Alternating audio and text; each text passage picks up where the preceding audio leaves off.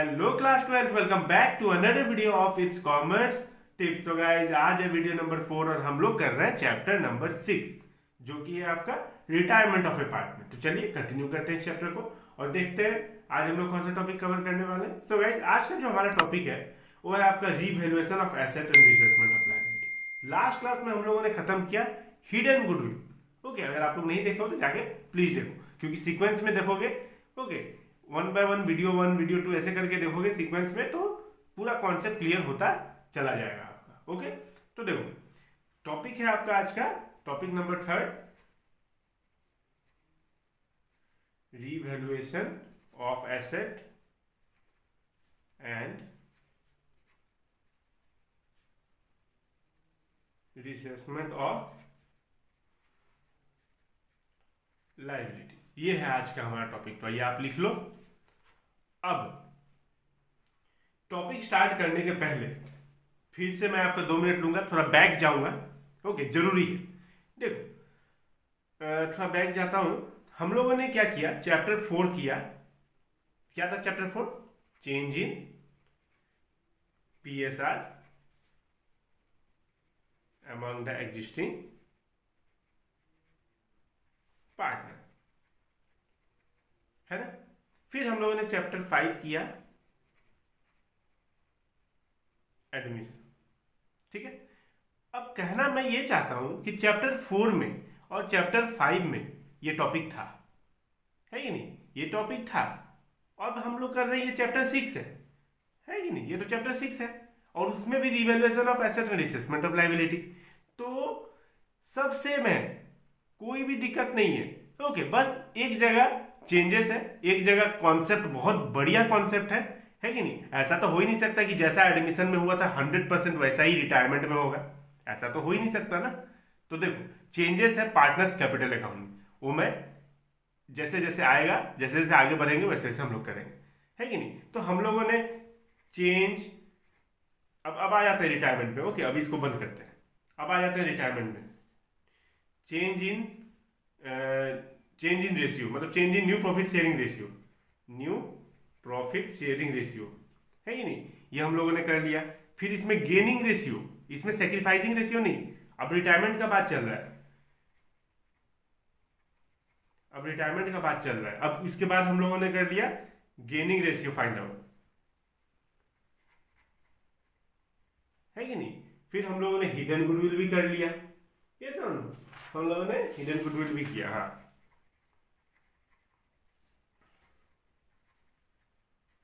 है कि नहीं? हिडन गुडविल किया। उसके पहले हम लोगों ने किया valuation of and adjustment of goodwill. ये पहले लिखना चाहिए था, है कि नहीं? Valuation and adjustment of goodwill, है कि नहीं? अब देखो ये भी आपका था रिटायरमेंट में सॉरी एडमिशन में। गेनिंग रेशियो नहीं था, सेक्रीफाइसिंग रेशियो फाइंड आउट करना होता था, है कि नहीं? क्योंकि एक पार्टनर नया आता था, इसमें जा रहा है, तो ये कॉन्सेप्ट मैं दे चुका हूं आपको रिटायरमेंट में। हिडन गुडविल मैंने करा दिया, valuation and adjustment of goodwill का कॉन्सेप्ट दे दिया। अब आता है आज का revaluation of asset and assessment of liability. इसमें क्या करना है? सबसे पहली बात तो इसमें आपका है आपका जर्नल एंट्री, है कि नहीं? तो जर्नल एंट्री मैं लिखूंगा नहीं, जब बुक में है तो मैं ये बुक फॉलो करता हूँ। तो यहाँ पे सेम ही है जो आपने एडमिशन में किया था, जो आपने इसमें किया था। मैं डायरेक्ट कॉन्सेप्ट देता हूँ आपको अभी कि increase in value of asset. अगर इंक्रीज होगा एसेट का वैल्यू तो asset account debit to revaluation, decrease होगा एसेट का वैल्यू तो asset account debit to sorry revaluation account debit to asset account, है कि नहीं? रिवैल्यूएशन अकाउंट कौन सा अकाउंट है?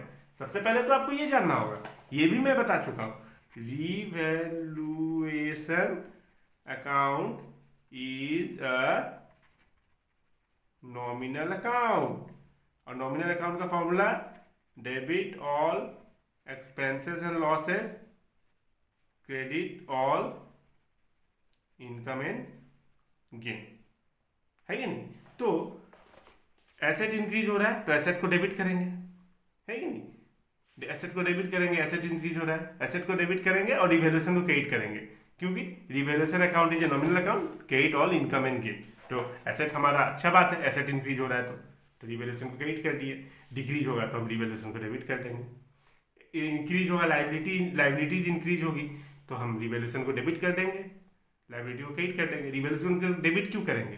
क्योंकि रिवैल्यूएशन अकाउंट क्या कहता है, debit all expenses and loss, तो एक्सपेंसेस एंड लॉस बढ़ रहा है, इंक्रीज हो रहा है लाइबिलिटी, तो हम रिवैल्यूएशन को डेबिट कर दिए। फिर अगर डिक्रीज हो रहा है तो क्रेडिट कर देंगे, है कि नहीं। अगर प्रॉफिट आया तो revaluation account debit to all partners capital, loss आया तो all partners capital to revaluation, है कि नहीं। किस रेशियो में बटेगा? In old profit sharing ratio, है कि नहीं, ओल्ड, ठीक है। क्योंकि मैं ये करा चुका हूं आपको, है कि नहीं, चैप्टर 4 में भी चैप्टर 5 में भी, इसीलिए मैं यहीं पे बता दिया आपको कॉन्सेप्ट। दूसरा कॉन्सेप्ट ये तो हो गया जर्नल एंट्री। दूसरा कॉन्सेप्ट अब एक और था, अनरिकॉर्डेड एसेट, है कि नहीं। तो वो आपका चेंज इन पीएसआर में मैंने बता दिया, तो वही चलेगा जैसा उसमें था, या फिर एडमिशन में भी जैसा था वैसा ही चलेगा। देखो, फॉर अकाउंटिंग अनरिकॉर्डेड एसेट जो भी एसेट आएगा नया to revaluation, for accounting unrecorded liabilities revaluation to unrecorded liabilities. Okay, अब देखो, अब ये तो रहा जर्नल एंट्री का बात। अब बात आता है रिवैल्यूएशन अकाउंट का। तो रिवैल्यूएशन अकाउंट का बात आता है तो ये भी सिंपल है। ये देखो, मान लो मैं एकदम शॉर्ट में बता देता हूँ आपको, ये रिवैल्यूएशन अकाउंट है, डेबिट क्रेडिट, ठीक है। अब देखो, देखना ये है जो भी एसेट होगा, ओके, वो इंक्रीज होगा तो क्रेडिट साइड में लिख देना, जो भी एसेट डिक्रीज होगा डेबिट साइड में लिख देना। उसी तरीके से जो भी लायबिलिटीज इंक्रीज होगी डेबिट साइड, जो भी लायबिलिटी डिक्रीज होगी क्रेडिट साइड, बस। ओके, अगर मान लो प्रॉफिट आया, गेन आया तो इधर ट्रांसफर करेंगे टू गेन, लॉस आया तो इधर ट्रांसफर करेंगे बाय लॉस, बस। कोई दिक्कत नहीं। हम लोग प्रैक्टिकल करेंगे, कोई दिक्कत नहीं है। हम लोग प्रैक्टिकल के बिना तो कैसे चैप्टर कंप्लीट होगा, ठीक है। अब देखो कॉन्सेप्ट, अब बताता हूं मैं आपको क्या डिफरेंस है। ओके, एक तरफ एडमिशन, एक तरफ रिटायरमेंट, बहुत इंपॉर्टेंट है। ओके, अब देखो इसमें क्या होता था, ए बी सी पार्टनर होते थे, एक तीसरा आता था D as a new partner. बस कहानी सुनते रहो, मैं कहानी बता रहा हूं, आप सुनते रहो। न्यू पार्टनर आता था तो ये लोग को क्या होता था, सेक्रीफाइस होता था, है कि नहीं। और ये न्यू पार्टनर क्या लाता था, capital premium for goodwill, PFG, ठीक है। बाकी जैसा था वैसा चल रहा है। ओके, पार्टनर्स, आपने रिवैल्यूएशन अकाउंट बनाना होता था, इसमें रिवैल्यूएशन अकाउंट, जर्नल एंट्री तो रहता ही है, चलो वो तो ठीक है। Revaluation account, partners capital account, balance sheet, ये 3 बनाना होता था, बस। ये हो गया एडमिशन का पार्ट। अब इसमें क्या होता है, अब रिटायरमेंट का पार्ट में ए बी सी पार्टनर होता है, एक पार्टनर बोलता है मैं जा रहा हूं, मैं रिटायर हो रहा हूं, ठीक है। तो अब ये पार्टनर हो रहा है रिटायर, बी, ठीक है। तो बी जब जा रहा है, ठीक है, तो ए और सी को होगा गेन, फायदा होगा। या फिर कभी कभी एक केस मैंने बताया था कि कभी एक को गेन हो जाएगा और एक को सेक्रीफाइस हो जाएगा, ऐसा भी हो सकता है, ठीक है। लेकिन ज्यादातर दोनों को गेन ही होता है। तो जा रहा है मिस्टर बी, है कि नहीं। तो ये जाएगा तो जो गेन करेगा पार्टनर, मान लो दोनों गेन कर लिया, ठीक है, तो वो इसको देगा, बोलेगा कि भाई तुम जा रहे हो तो मेरे तरफ से कंपेंसेशन, एज ए कंपेंसेशन ये उल्टा देगा। ये लेके आता था पीएफजी, ये उल्टा गुडविल का अमाउंट इसको, जो भी इसका बनता है, जो भी बी का बनता है, बी का शेयर ऑफ गुडविल, है कि नहीं, जैसे हम लोगों ने किया, है कि नहीं। वैल्यूएशन ऑफ गुडविल में हम लोगों ने कर लिया ना कि फर्म का गुडविल है 70,000 और मान लो बी का गुडविल बन रहा है, जो शेयर है उसका 2/6 मान लो, तो जो भी आएगा वो ये लोग दोनों दे देंगे, ए और सी बी को दे देंगे। ओके, तो ये था। अब यहाँ पे चेंज कहाँ आएगा? नंबर 1, रीवैल्यूएशन अकाउंट, इसमें भी बनेगा। ठीक है, जैसा यहाँ बनता था वैसा यही बनेगा। जो भी डिफरेंस होगा हम लोग डिफरेंस लिखते हैं, रिवैल्यूएशन अकाउंट में जो भी डिफरेंस होगा वो लिखते हैं। मतलब मान लो मशीन था 35,000 का बैलेंस शीट में, अब मशीन हो गया है 34,000। ठीक है, तो 1,000 का डिफरेंस कहाँ लिखते हैं? रिवैल्यूएशन अकाउंट में लिखते हैं। यही सब करते हैं ना, रिड्यूस्ड बाय 10%, हाँ, इंक्रीज बाय 5%, ये सब हम लोग, तो ये सब हम लोग जो डिफरेंस होता है वो लिखते हैं। ठीक है, यहाँ पे एक खेल होता है बाय और एट और टू का, है ना। एक बाय होता है, एक एट और टू। तो जब यहाँ एट और टू क्वेश्चन में दिखता है हम लोग क्या करते हैं? कैलकुलेशन करते हैं।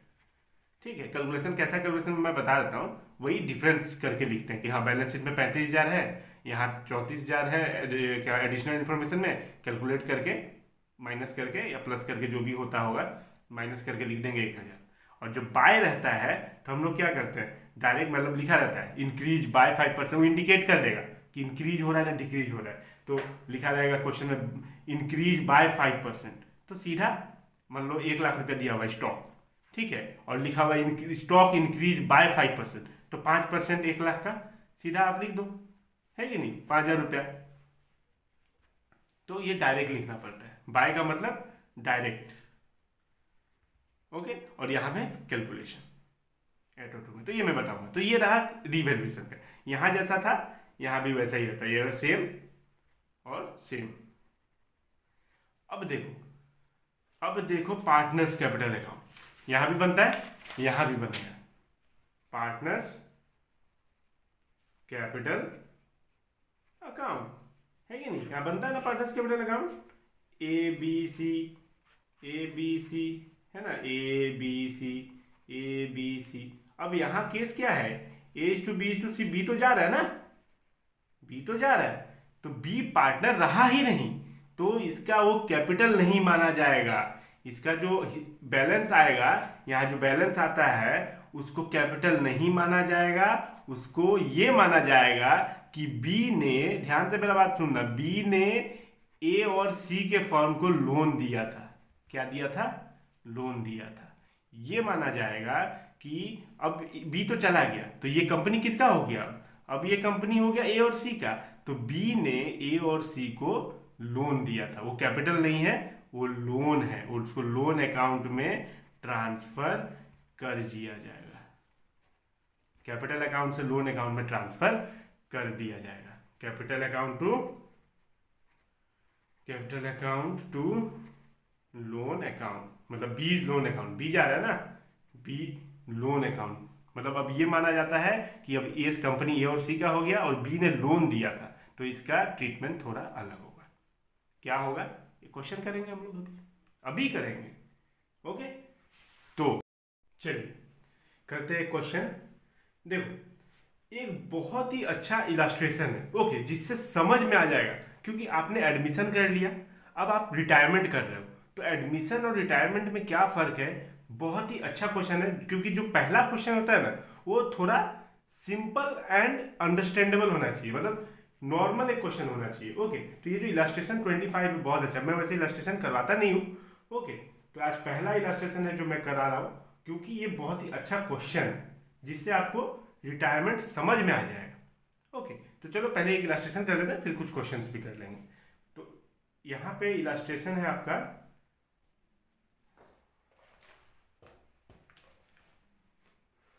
इलस्ट्रेशन में कराने वाला हूं जो कि है 25।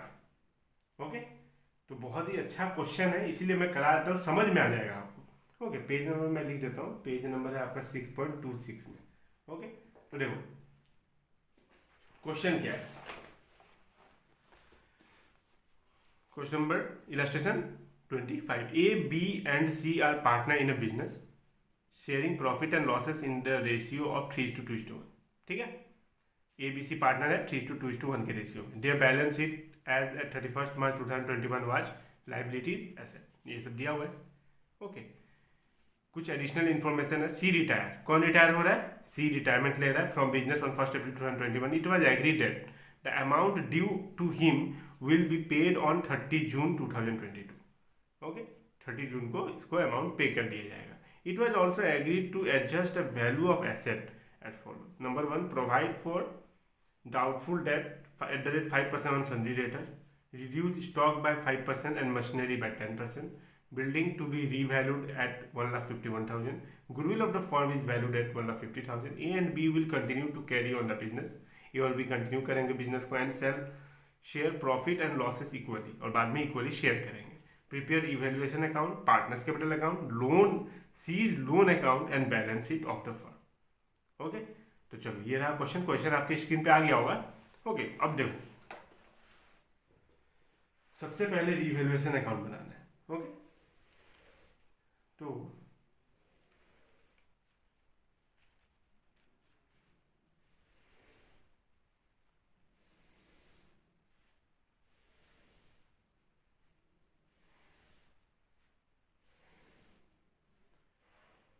ये रहा आपका रिवैल्यूएशन अकाउंट.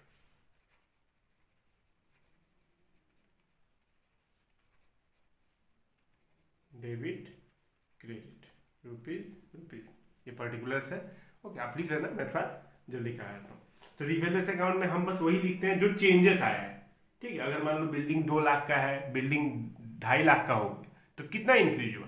2 लाख का बिल्डिंग 2.5 लाख का हो गया तो 50,000 इंक्रीज हुआ. और मैंने बार बार बोला है ये वाला टेक्निक आप अप्लाई करना, सब कुछ सही हो जाएगा. जैसे एसेट अगर इंक्रीज होगा तो इधर लिखेंगे, एसेट अगर डिक्रीज होगा तो इधर लिखेंगे, लायबिलिटी इंक्रीज होगा तो इधर लिखेंगे, लायबिलिटी डिक्रीज होगा तो इधर लिखेंगे. ओके, चलो तो स्टार्ट करते हैं. सबसे पहले लिखते हैं provision for doubtful date. Okay, 5% है. ओके, तो 5% डाउटफुल डेट कितना है? सन्ड्री डेटर है आपका 90,000. तो 90,000 का 5% कितना आएगा?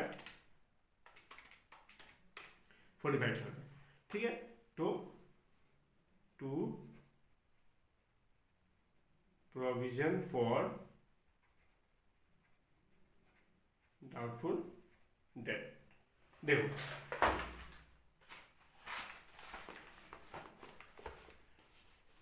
Provision provide for doubtful debt at the rate 5% on sundry debtor. Sundry debtor 90,000 था.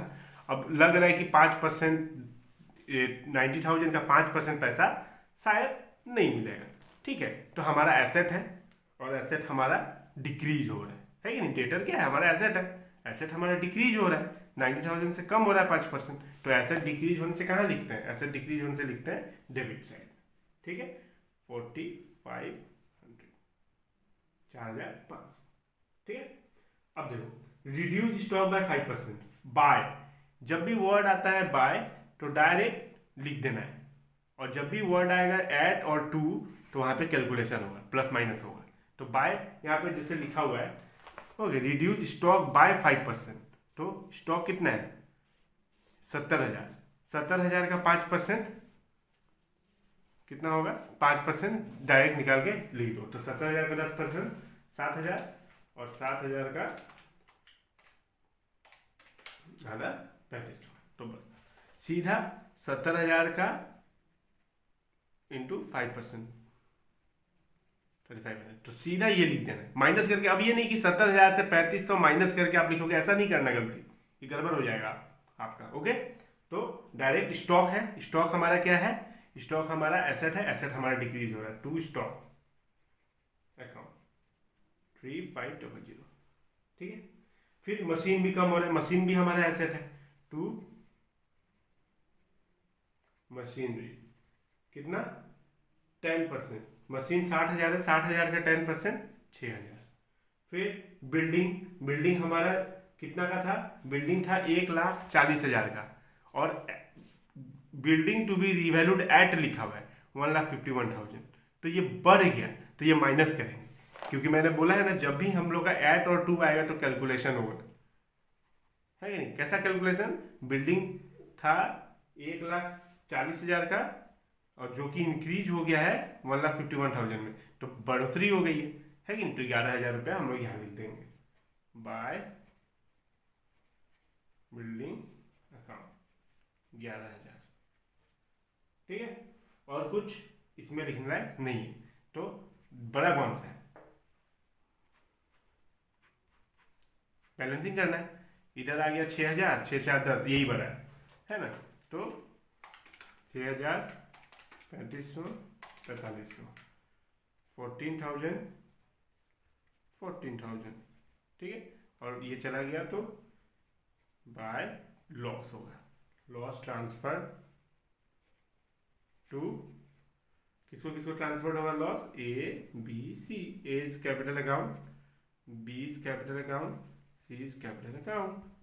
कितना ट्रांसफर होगा, 3,000, है कि नहीं। अब 3,000 को कौन से रेशियो में हम बांटेंगे, ओल्ड रेशियो में। ओल्ड रेशियो कितना है, 3:2:1।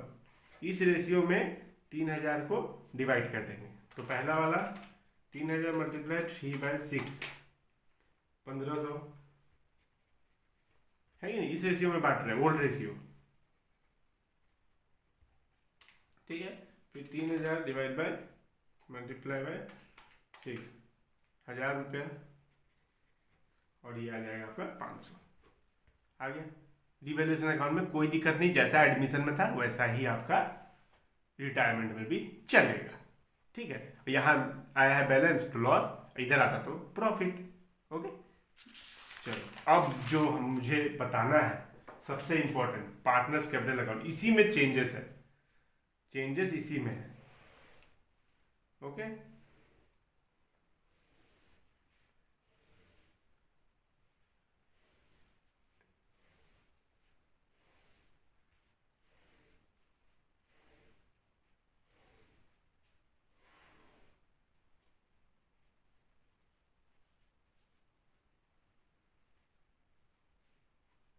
ठीक है। पार्टनर्स कैपिटल अकाउंट, कौन कौन है partner, A B C, A B C,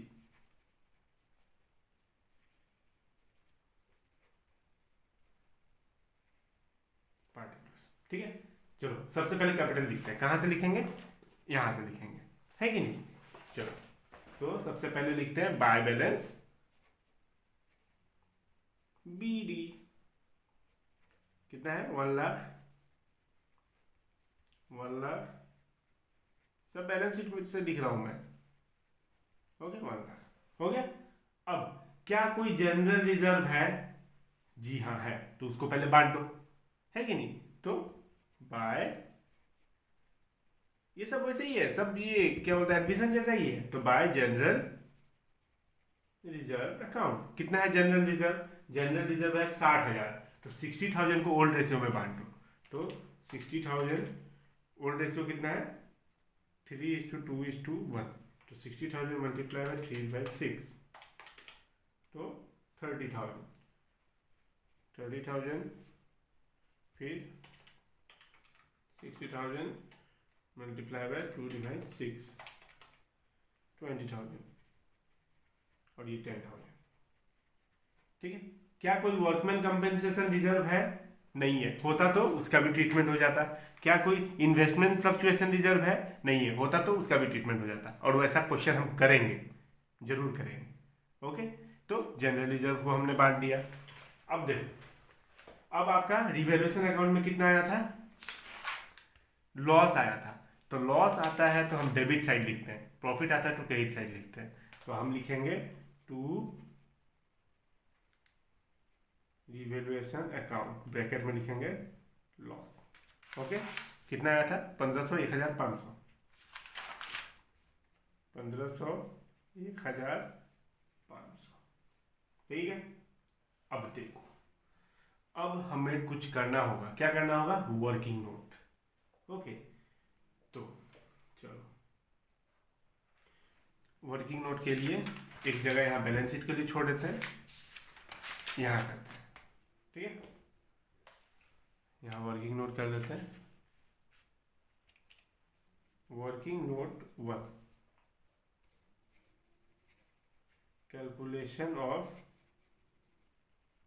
gaining ratio, ठीक है। तो गेनिंग रेशियो का फॉर्मूला क्या है, gaining ratio equal to new minus old, थोड़ा फास्ट कर रहा हूँ मैं, शॉर्टकट मतलब, ठीक है। तो ए का क्या आएगा 1/2, 1/2 क्यों? क्योंकि लास्ट में दिया हुआ है, लास्ट में ये लोग शेयर इक्वली डिवाइड करने वाले हैं। Okay, A and B will continue to carry on the business and shall share profit and losses equally, ठीक है। तो ए और बी का इक्वली का मतलब क्या होता है, A/B इक्वल 1:1 होता है। तो न्यू माइनस ओल्ड, ओल्ड कितना है 3/6, तो ये आपका आ जाएगा एलसीएम 6, 2 3 जा 3 जा 3 -3, 0/6, मतलब इसका काम खत्म नहीं है इसका। बी तो जा ही रहा है, sorry C, okay sorry C जा रहा है, बी जा रहा है, सी जा रहा है, सी जा रहा है, सी रिटायर हो रहा है, सी रिटायर। तो बी क्या करेंगे 1/2 बाय -2/6, 6 2 3 जा 3 -2, 1/6, तो 1/6 आ गया। अब गुडविल कितना है फर्म का गुडविल, वर्किंग नोट 2, फर्म का गुडविल है 1.5 लाख, फर्म का गुडविल है 1.5 लाख, ठीक है। अब फर्म का गुडविल इतना है, तो कौन देगा, कौन जा रहा है, जा कौन रहा है, जा रहा है हमारा सी जा रहा है। तो सी का रेशियो कितना है, ओल्ड रेशियो देखो, ओल्ड रेशियो 3:2:1 था, तो ये किसका था A/B/C का था, तो सी का 1 है, तो 1/3 4 5 6 1/6, तो 1/6 इक्वल 25,000, ठीक है। अब 25,000 कौन कंट्रीब्यूट करेगा, ए और बी करेगा, पर यहाँ ए नहीं करेगा। क्यों नहीं करेगा, क्योंकि इसका नील आया है, ठीक है, इसका आया है नील। अगर नहीं आता तो ए और बी मिलके करता, अभी ये अकेला ओनली बी विल कंट्रीब्यूट, ठीक है। तो कितना रुपया 25,000। अब देखो 25,000 रुपया ओनली बी विल कंट्रीब्यूट, तो आपको लिखना होगा यहां पे बाय बीज कैपिटल अकाउंट, और किसके अमाउंट में लिखना होगा, डेबिट किया, देखो किसके अमाउंट में, किसके अकाउंट में क्रेडिट करना होगा, सी के अकाउंट में क्रेडिट हो जाएगा, है कि नहीं। पैसा जाता है तो क्या होता है, किसी अकाउंट में पैसा आता है, आपके अकाउंट में पैसा आता है तो क्या कर होता है, credited, your account is credited bye 5,000 10,000। तो उसी तरीके से बी के अकाउंट में यहाँ लिखेंगे 2 बीज कैपिटल अकाउंट, और सी के अकाउंट में लिखेंगे 25,000, और उसी तरीके से सेम यहाँ लिखेंगे 2 सीज कैपिटल अकाउंट, और बी के खाते से माइनस कर देंगे 25,000। तो ये हो गया, यहाँ पे क्रेडिट कर दिए सी के अकाउंट में, और बी के अकाउंट से डेबिट कर दिए। ये देगा ना, ये तो नहीं देगा ना, इसे नील आ गया ना, तो ये हो गया एक ट्रीटमेंट, यहां समझना जरूरी है। दूसरा, अब क्या करना है, अब हमें देखना है कौन सा बड़ा है, कौन सा बड़ा है, ऑब्वियसली ये बड़ा है, तो इसका पहले हम ये कर देंगे, क्या होता है टोटल, तो 1,30,000 1,20,000 1,35,000, सेम यहीं पे 1,30,000 1,20,000 1,35,000, ठीक है। अब यहाँ पे हम लोग क्या लिखते हैं, यहाँ पे लिखते हैं टू बैलेंस CD, पर ऊपर एक लाइन छोड़ के एक यहाँ लिखना है, क्या लिखना मैं बताऊंगा आपको। कौन जा रहा है, सी जा रहा है छोड़ के, है कि नहीं, चलो याद रखना। अब यहाँ पे माइनस करेंगे 1,30,000 से 1,500, तो 1,28,500 ये लिख दिए। बी से 25 1 26, तो 1,20,000 से 26,000 चला गया, तो 94,000 ये लिख दिए हम लोग, है ना, सीधी ऐसे ही करते हैं ना। अब यहाँ पे 1,35,000 से 500 रुपया माइनस करेंगे तो आएगा 1,34,500, है ना, ये आएगा 1,34,500, है ना, यही आएगा। यहाँ लिखना होता है, हम जो यही लिखते हैं ना, एडमिशन में यही लिखते हैं। अब ध्यान से, यही सबसे स्टार है, हम लोग क्या लिखते हैं, एडमिशन में यही लिख देते हैं, पर रिटायरमेंट में ऐसा नहीं होगा। रिटायरमेंट में क्या करना होगा, अब जब A बी और सी था, जब बी चला गया, तो बी अब पार्टनर ही नहीं रहा, तो ये माना जाता है कि ए और सी बच गए पार्टनर, और बी ने ए और सी को लोन दिया है। क्या दिया है? लोन दिया है, लोन अकाउंट बनेगा। ओके, ये माना जाता है कि बी ने ए और सी के कंपनी को, ए और सी के फर्म को लोन दिया है। तो इसीलिए हम लिखेंगे टू, मान लो इसमें कौन जा रहा है, इसमें बी नहीं जा रहा है ना, इसमें कौन जा रहा है, ए बी सी था, तो इसमें सी जा रहा है, तो to seize loan account.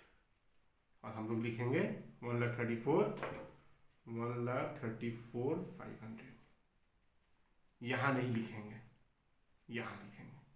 Okay, ये रहा, यही सिखाना था, यही मेन है, ये वाला टू सीज लोन अकाउंट हम यहाँ नहीं लिखेंगे, इसका बैलेंस हम यहाँ लिखेंगे, इसके ऊपर। इसके नीचे लिखने से मतलब सीडी के नीचे कुछ नहीं लिखा जाता है। ओके, कुछ नियम कानून है ना, अकाउंटिंग का बहुत कुछ नियम कानून है, हमने 11 में पढ़ा था। ओके, तो ये रहा पार्टनर्स कैपिटल अकाउंट, बहुत ही अच्छा क्वेश्चन था ये। ओके, अब सी का लोन अकाउंट बनेगा, तो चलो छोटा सा बना लेते हैं, सीज लोन अकाउंट। ठीक है,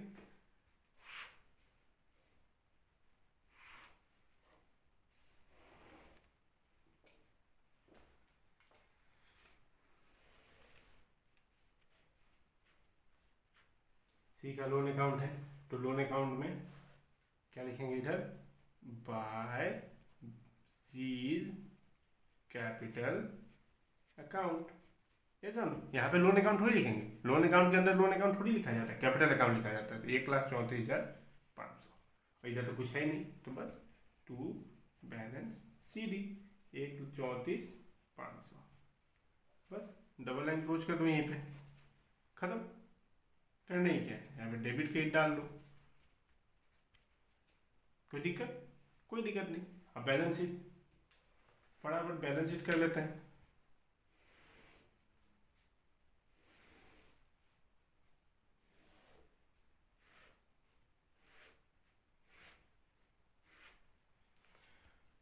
ओके, अब बैलेंस शीट में क्या क्या लिखेंगे, जो जो जैसे है वैसे वैसे लिख देंगे।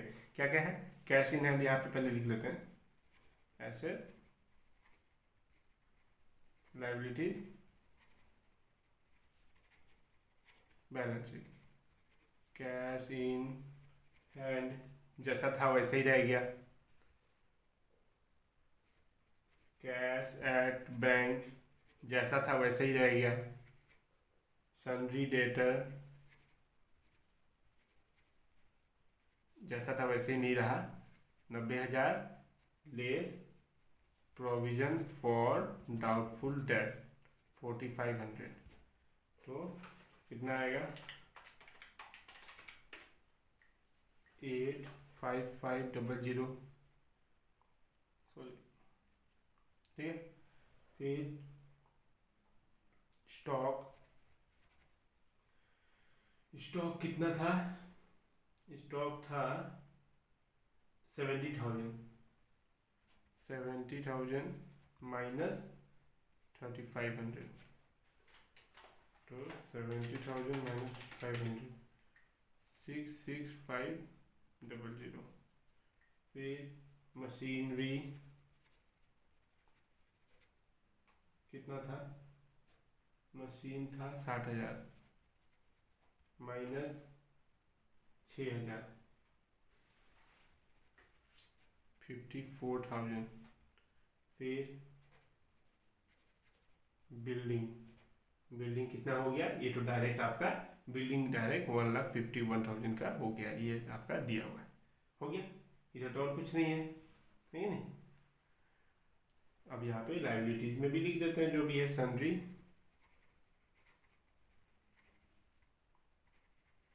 क्रेडिटर जैसा था वैसा ही रह गया,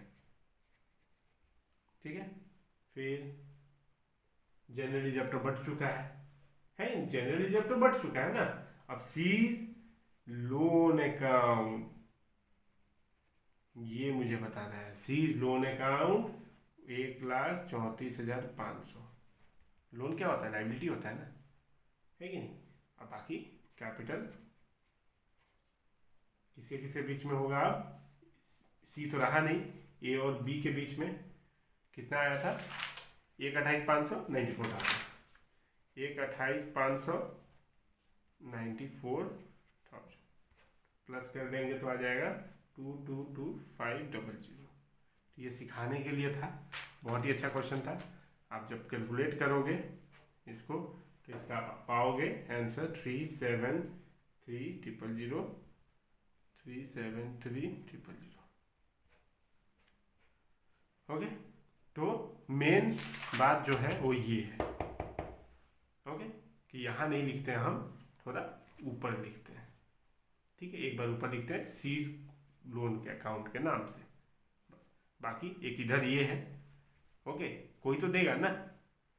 तो इसमें ए नहीं दिया क्योंकि ए का नील आ गया था, तो बी दे रहा है, तो बी के अकाउंट में डेबिट हो गया और सी के अकाउंट में क्रेडिट हो गया 25,000 रुपये। और ये 25,000 हमने कैसे निकाला? हमने निकाला